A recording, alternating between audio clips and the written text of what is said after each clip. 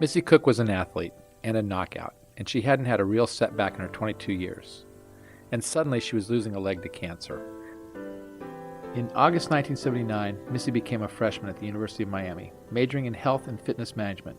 Her plans were appropriately vague for an 18-year-old college student with doting parents, no money worries, glowing good health. She would finish school, marry someday, raise a large family someday. When she was getting ready for the amputation, she was preparing like a jock. She was working out, getting her body and her mind prepared for the trauma. It was going to be hard, and she knew it. The night before the surgery, we were in Missy's room, waiting. A young doctor appeared in the doorway. "Missy Koch?"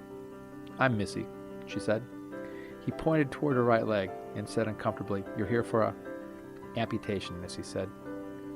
The call came from the operating room announcing that Missy's turn had come. Missy's mother accompanied the gurney, her eyes red-rimmed. Their small talk was forced, about catching mangoes as they fell from the tree, and about what they would do once Missy returned home. "It's going to be better afterwards," Missy reassured her mother, as the elevator doors closed. The hardest thing I've ever had to do as a photographer was to follow Missy Koch into the operating room. "My heart's racing," Missy said. "She's scared," said the anesthesiologist. Beyond Missy's view, a nurse hooked up an electrical amputation saw. Suddenly, Missy kicked her right leg, violently. Then she lay still. She would say later, speaking to her leg. She was saying goodbye. The surgeon walked in. "Hello, doctor," Missy said. "You know it's my right leg, don't you?" "Are you in pain, Missy?" the nurse asked. The voice made her start. Fighting the anesthesia, she turned her head, her face contorted. "Is everything all right?" she asked, her voice a whisper. "My leg. It hurts." She turned to me. "Bill, lift up the cover," weakly gesturing towards her leg. "More." I lifted the blanket completely. She craned her neck to see, then slumped back on the pillow. The color drained from her face. "Cover it," she said, and fell back into a drugged sleep. 2 weeks later, she returned to the hospital to have the stitches removed. Missy grew impatient with how long it was taking, so she asked for the scissors and snipped out the stitches herself. We were at the doctor's office, and Missy had been fitted with her new leg.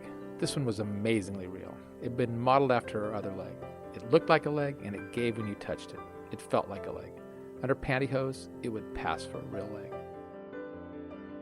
The thing about Missy is, never one time did I ever hear her complain about this being unfair. I never heard her saying the doctor screwed her over, or God screwed her over. She never said she'd been cheated. She was always dealing with this as a temporary problem. She was going to grow a new leg, get up, and walk, period. So she's standing on a rubber mat with parallel bars on either side of her, and she's facing a mirrored wall, and I'm thinking she's going to take her first steps. Suddenly, she bolts forward. I think she's falling, and I drop my camera to catch her, but no, she's sprinting, full tilt, slam, right in the mirror, and she stands there, looking at me, panting, triumphant. Her eyes were screaming, "Look at me!" She'd promised me she'd get up and run, and she did, and I missed the picture. Desmoid fibrosarcoma, an extremely rare, insidious tumor that can flare in the limbs of physically active people. No one knows why. Some believe it may be triggered by repeated bruises to a section of the body, a boxer's hand, a catcher's knees, a soccer player's foot. This tumor turns athletes into amputees.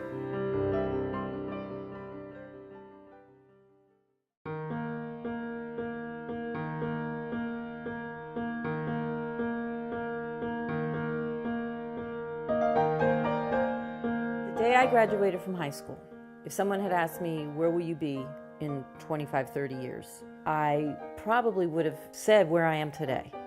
I probably would have had 2 legs also, but getting married, having a family, I guess I'm very traditional because that's not everybody's big dream, but that was mine. I met Todd in 1989. And our singles minister introduced me to Missy, and immediately it was kind of like I'd like to get to know her. Yeah. And so about 3 months after we met, we started hanging out together and dating.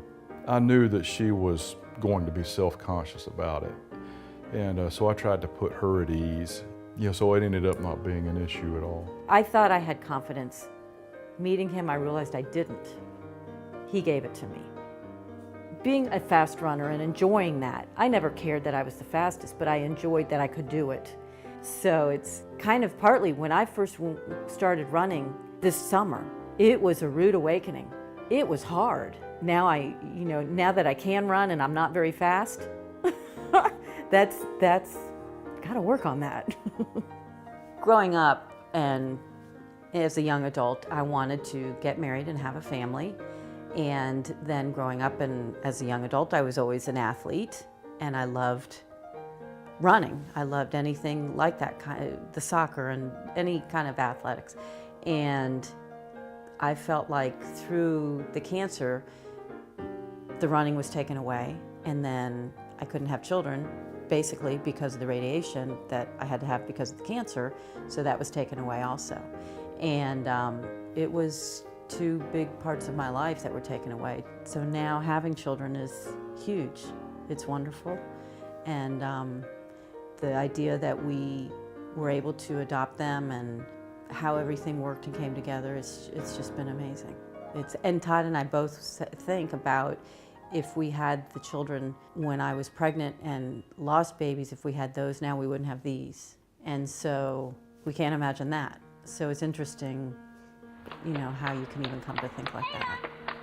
If the question is there anything that's important to me that I can't do now? I don't think there is, because the family is what that is. And so being able to play and hang out and cook them great Italian meals, and it's great.